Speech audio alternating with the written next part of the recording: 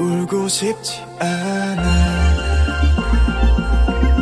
Salut à tous, j'espère que vous allez bien. Aujourd'hui on se retrouve dans le book haul de juillet. Aujourd'hui j'ai 8 tomes à vous présenter. C'est parti. On commence tout de suite avec une suite de séries. Donc je préviens tout de suite, il y a des séries qui sont sorties au mois de juin.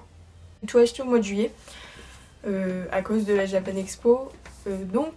Voilà. On commence avec une suite de séries. Il s'agit du tome 4 de Bungo Stray Dogs, de Kafka Asagiri et de Harukawa Sango. Édité chez Ototo, c'est un seinen. À la fin du tome 3, on avait l'apparition d'un nouveau protagoniste. Je ne vais pas dire son prénom, je vous l'écrirai juste en dessous parce que je sais tout simplement pas le dire. Et donc, Akutagawa se remet de ses blessures parce qu'il s'est battu avec Atsushi et il est sacrément endommagé. Il est à 2 doigts de la mort, clairement. Kyoka va intégrer l'agence des détectives.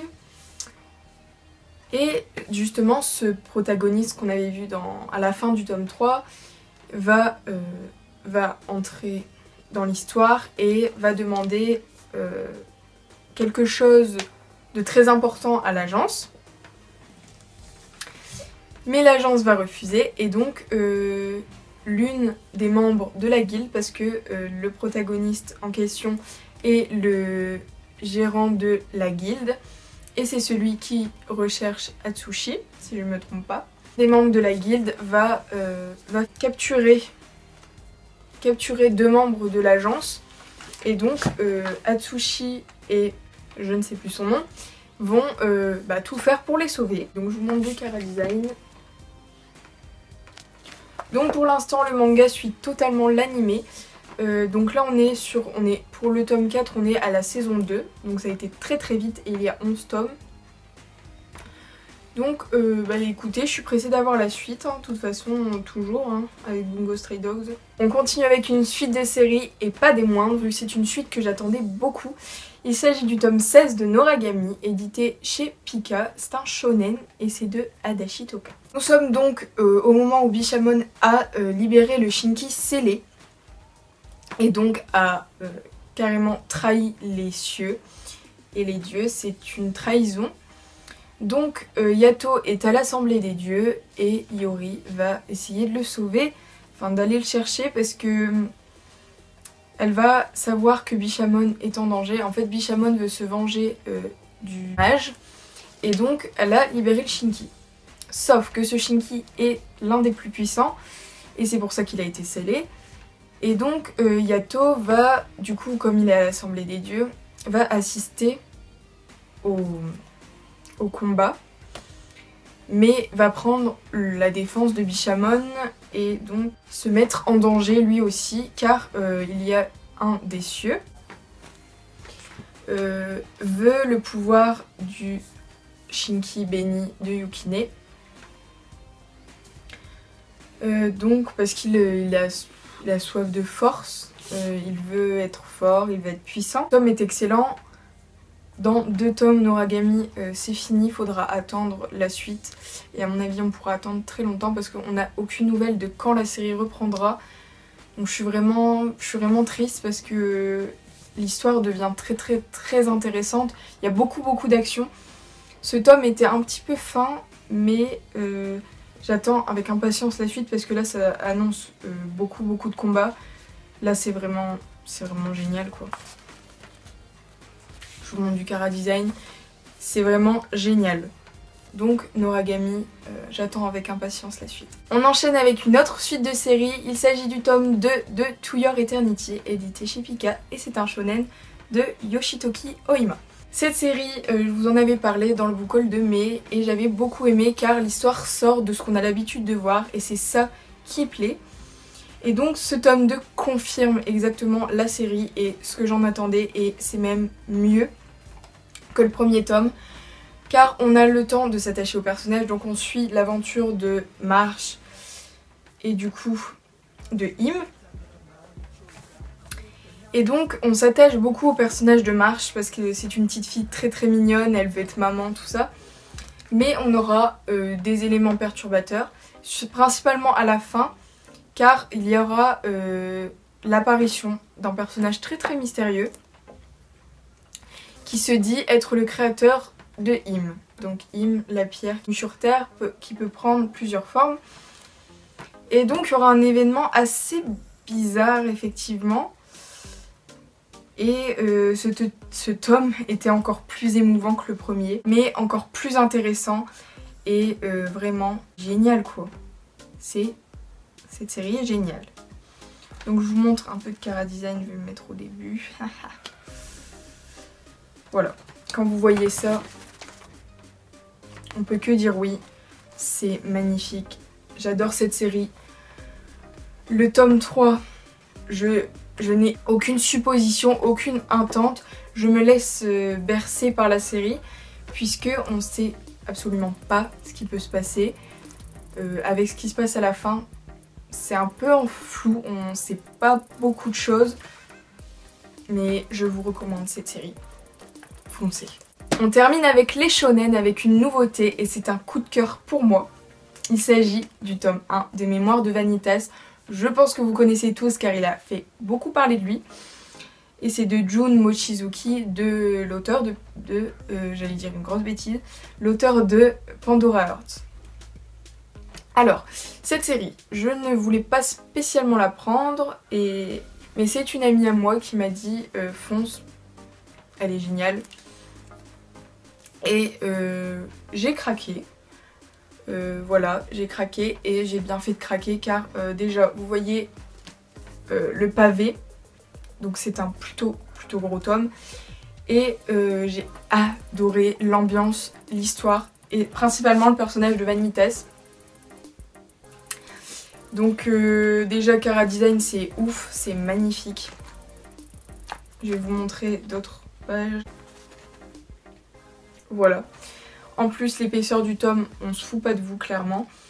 Et j'ai adoré le personnage de Vanitas, donc c'est ce personnage-là. Donc en fait, suivre le personnage de Noé, qui est à la recherche justement des contes du grimoire de Vanitas. Noé est un vampire, et donc Vanitas, c'est ce protagoniste. Et c'est le genre de personnage que j'adore dans les mangas et animes, car... c'est le genre de personnage con qui va vous faire rire tout le temps. Et c'est ça que j'ai vraiment adoré, mais à la fois c'est assez sérieux car il y a du combat et il y a des vies en jeu. Des vies en jeu, des vies de vampires. En fait il soigne les vampires, c'est un docteur, voilà. Et il a hérité du vampire de la lune bleue. Vous voulez du surnaturel, vous voulez rigoler, mais aussi que ce soit sérieux et avec de l'action. Je vous conseille énormément ce manga. Il est génial, c'est un gros coup de cœur pour moi. J'en ai fini pour les shonen, maintenant je vais passer au shoujo. On commence avec une suite de séries que ça fait 6 mois qu'on l'attend. Et au bout de 6 mois, je peux vous dire que je n'ai pas été déçue. Il s'agit du tome 4 de Love Beloved, Live Be Left de Io Sakisaka, édité chez Kana. Et donc, ce tome 4, donc déjà je l'ai eu avec un défaut de fabrication, donc la couverture en fait elle est pliée et du coup ben elle s'est abîmée vu qu'en fait le tome était emballé vu qu'on avait un extrait de So Charming dedans. La dernière fois on s'était arrêté parce que le tome est quand même sorti en juillet et le tome 3 est sorti au mois de janvier, donc on a eu 6 mois d'attente. On s'était arrêté quand même sur Ryo qui embrasse sa sœur, donc sa demi-sœur qui embrasse Akari donc. Et c'était assez waouh. Donc la suite est excellente car Yuna s'affirme de plus en plus.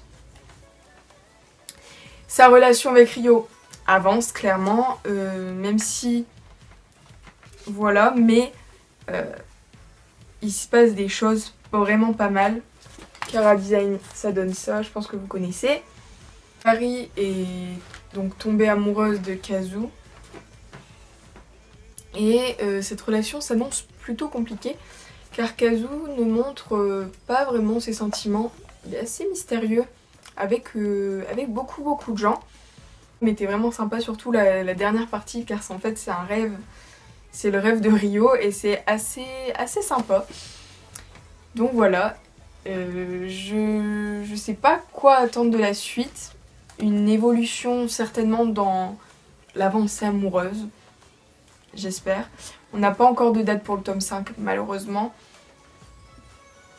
Mais j'espère qu'il sortira pas trop tard parce que j'aime vraiment beaucoup cette série. Une autre suite de série que j'attendais, mais là les tomes avancent plutôt régulièrement. Il s'agit du tome 4 de Moving Forward de Nagamu Nanaji, édité chez Akata. Là, la couverture est sublime je trouve par rapport à celle du tome 3 et le tome est excellent.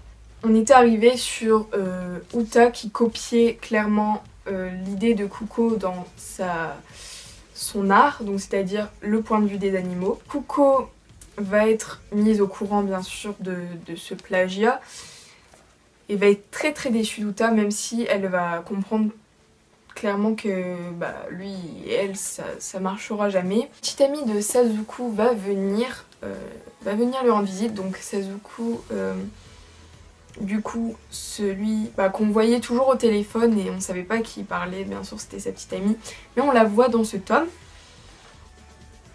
Et donc elle va avoir des doutes sur la relation de Kuko et de lui tout simplement, parce que lui, on va bien comprendre qu'il craque pour elle. En fait c'est assez compliqué car sans s'en rendre compte, il va l'aimer en fait. Et la situation va certainement se compliquer. C'est beau.